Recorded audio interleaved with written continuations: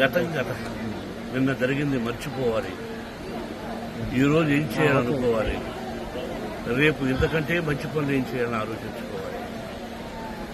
సంక్రాంతి శుభాకాంక్షలు. నన్ను అడిగితే మా గురువు దాసనారాయణ గారు చెప్పినట్టు, అన్నయ్య చెప్పినట్టు నందమూరి తారక రామారావు గారు, అంటే మనం చేస్తున్న వృత్తి సినిమా రంగం. మనం సినిమాలు ఫినిష్ చేసి రిలీజ్ చేస్తాం. మన సినిమా హిట్ అయితేనే మనకు నిజమైన పండుగ. ఎందుకంటే చేస్తున్న ప్రొఫెషన్.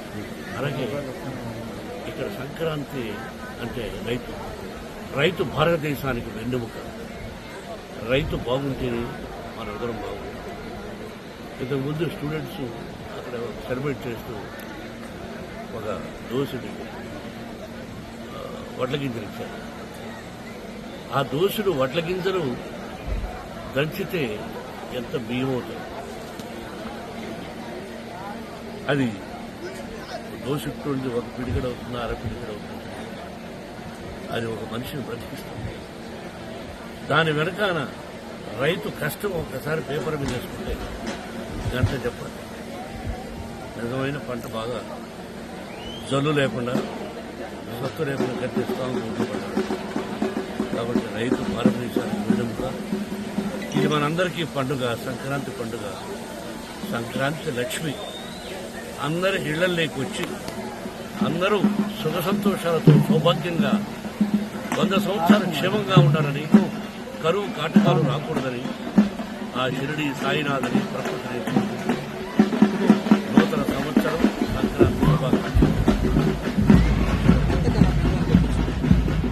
బాబు గ్రాఫిక్స్ జరుగుతున్నాయి. ఊహించినటువంటి ఒక రోజు ఆశ్చర్యం. గతం నిన్న జరిగింది మర్చిపోవాలి.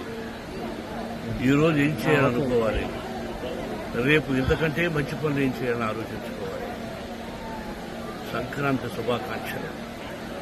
నన్ను అడిగితే మా గురువు దాసనారాయణ గారు చెప్పినట్టు, అన్నయ్య చెప్పినట్టు నందమూరి తారక రామారావు గారు, అంటే మనం చేస్తున్న వృత్తి సినిమా రంగం.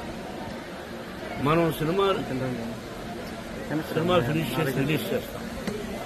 మన సినిమా హిట్ అయితేనే మనకు నిజమైన పండుగ.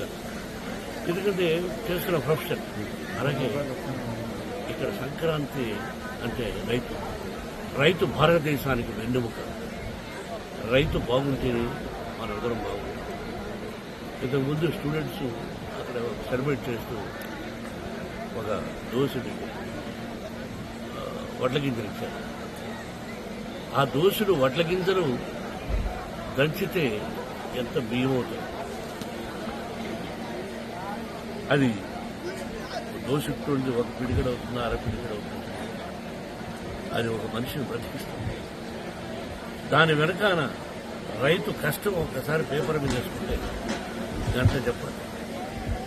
నిజమైన పంట బాగా జల్లు లేకుండా, సత్తు లేకుండా గట్టిస్తాము ఉంటుపడ్డాడు. కాబట్టి రైతు భారతదేశానికి వెన్నెముక. ఇది మనందరికీ పండుగ, సంక్రాంతి పండుగ. సంక్రాంతి లక్ష్మి అందరి ఇళ్లలోకి వచ్చి అందరూ సుఖ సంతోషాలతో సౌభాగ్యంగా 100 సంవత్సరాలు క్షేమంగా ఉండాలని, కరువు కాటకాలు రాకూడదని ఆ షిరిడి సాయినాథని ప్రకృతిని